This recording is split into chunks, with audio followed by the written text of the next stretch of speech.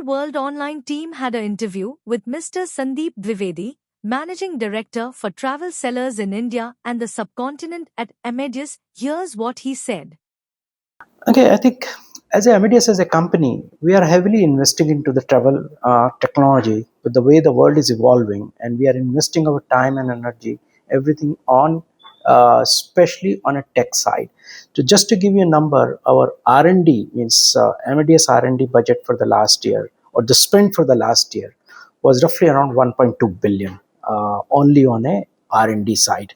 So that's an investment we are making. And as I said, the things are evolving very fast, especially the way airlines want to distribute, the way airline want to monetize, how travelers see this thing, because airline want to experience or want to have the whole information and knowledge about the passenger, and passenger would like to have a choice of options available to them. I think in that distribution become very important, and the way earlier the things were going around, that's not going to be relevant. Like especially looking at NDC, that lot of ancillaries and all this thing we offered.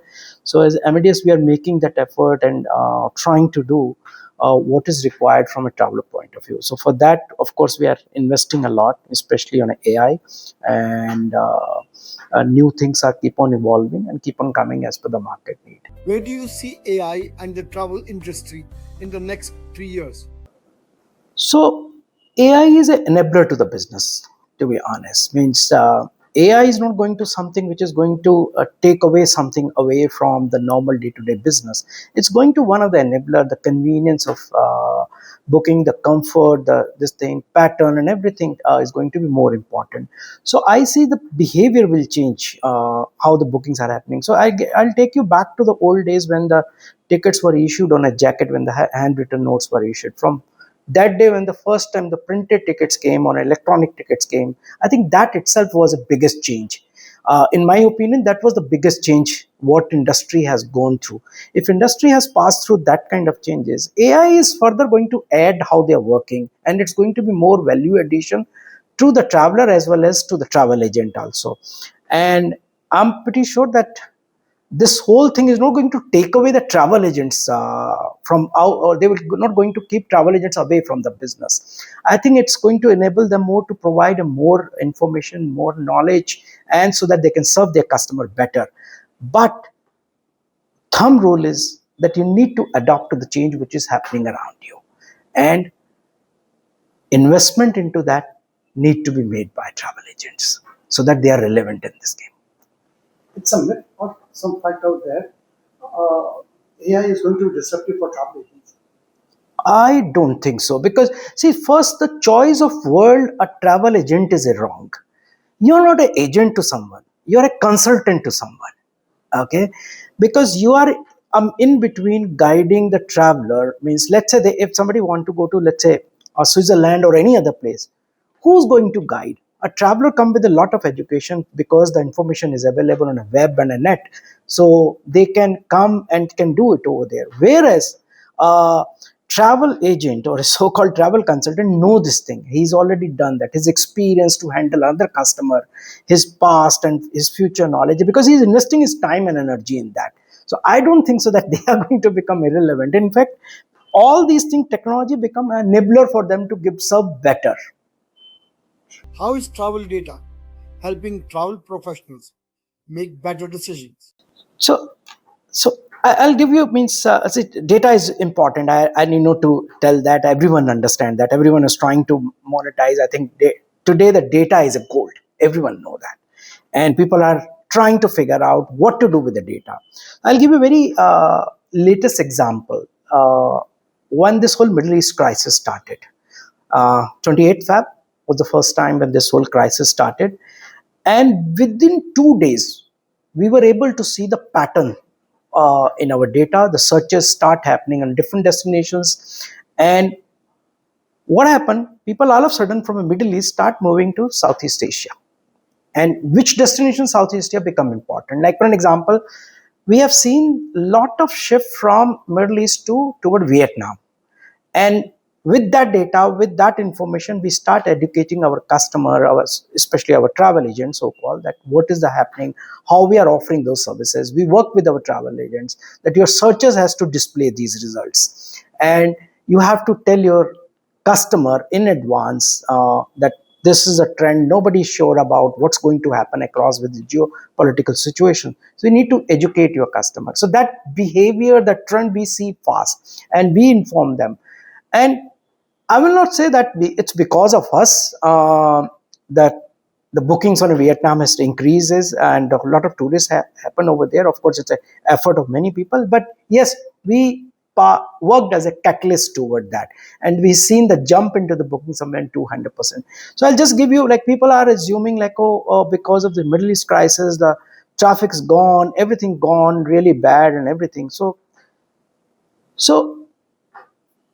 March, we have seen a downtrend of somewhere around 20% on a booking pattern. In April, the same thing. I'm comparing last year to month number. And in April, we have seen that already came down to somewhere around 10% negative from the last year number. In May, it's only minus 2%. So that's fast recovery happening. So what does it mean? Whether people have stopped traveling or whether people are not doing it. So basically, it's not, they're just changing the destinations. They're immediately taking a decision to do that. How to do that? It's basically because that information you're providing at the right time. And people have to really act fast. As I said earlier, people have to adapt to the changes, what is happening around them, and use that information, invest into the technology, and how to utilize that. That's become very important. Is Gen Z changing the future of travel? I think again, this Gen Z and all those things. See what happened in a social media these days. We try to exploit the word which really sell very well. See, everyone is important. Gen Z is important, and baby boomers are important. Everyone is important in a game. The distance is somewhere else. So as a and means travel consultant, I'm staying into our domain of a travel only. I'm not moving out into politics and all those things. So as a travel consultant, it's important that you are making a tailor-made solutions to keeping in mind both kind of generations.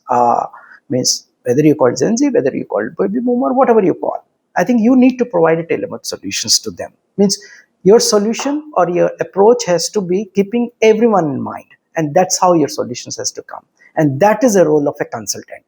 If you keep on providing what is there with you, that is agent, means you're just acting for someone else.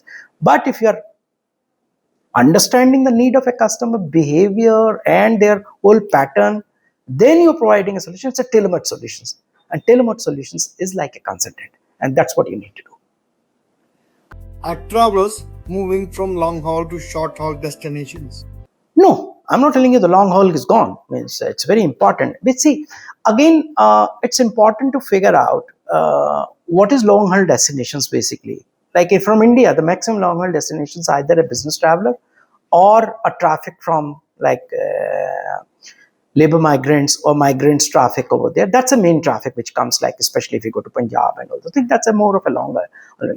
However, there are a set of huge amount of population. We have one of the largest middle class, and that too a young population who want to explore. And in that case, they would like to explore these long haul destinations. See, travel is an education. Means you go, you travel, you explore, you learn.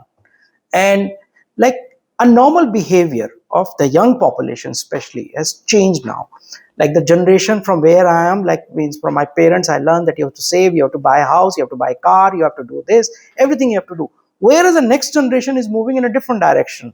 Means the first thing they want to spend on white goods, and especially in a white good doesn't means the rest of the stuff doesn't qualify. The first investment they make a very good mobile phone, and then computers comes, tab and everything come over there. After that, they are not getting into luxury kind of clothing and all that. After that, they would like to explore, experience, and travel is experience.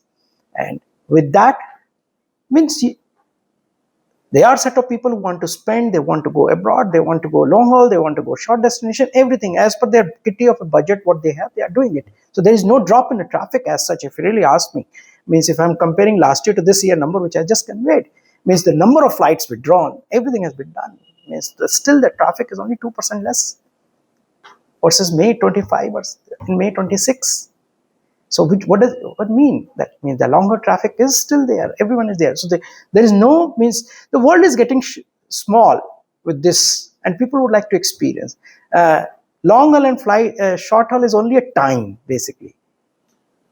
Which travel destinations are seeing the fastest growth right now? Like as I said, means which I said means especially Southeast East Asia is a topmost destination. Like for an example, from February onward, we start seeing a huge amount of traffic toward Japan. Almost 200% increase in Japan tourism. Vietnam, again 280% jump over there.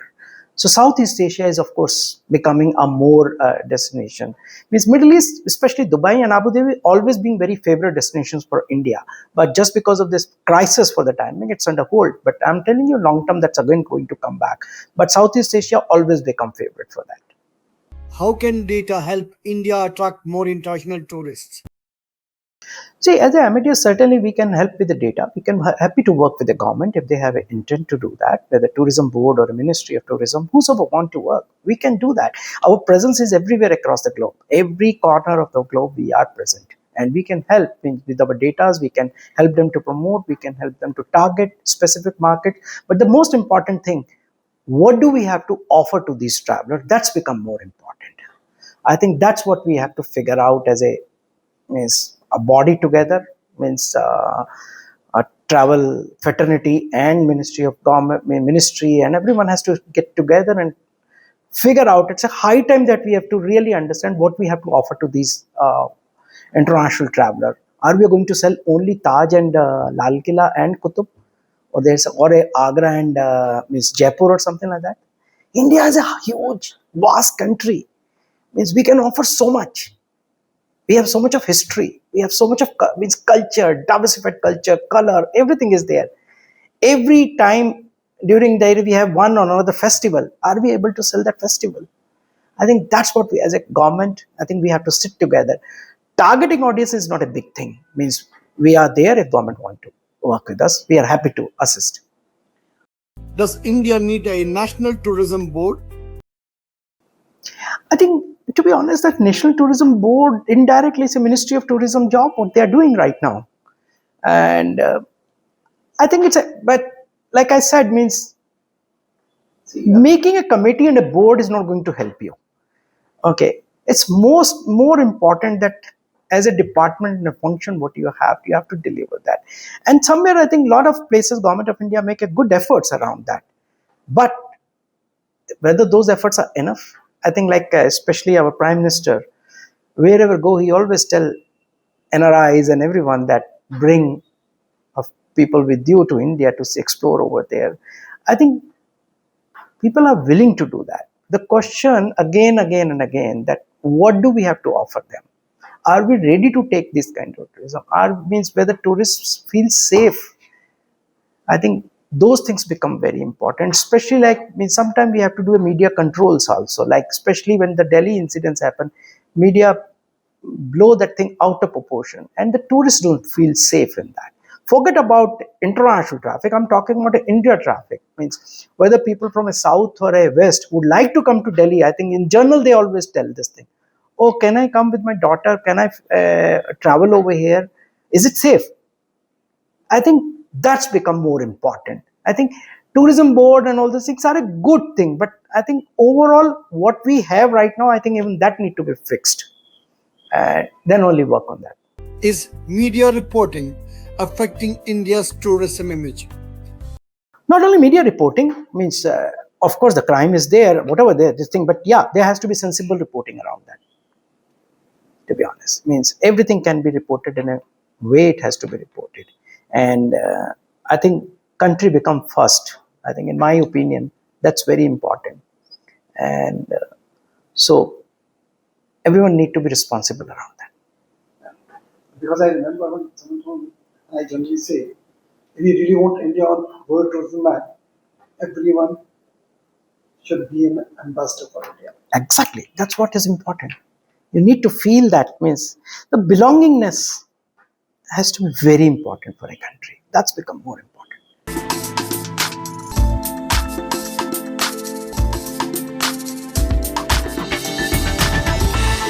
You are watching Travel World Online.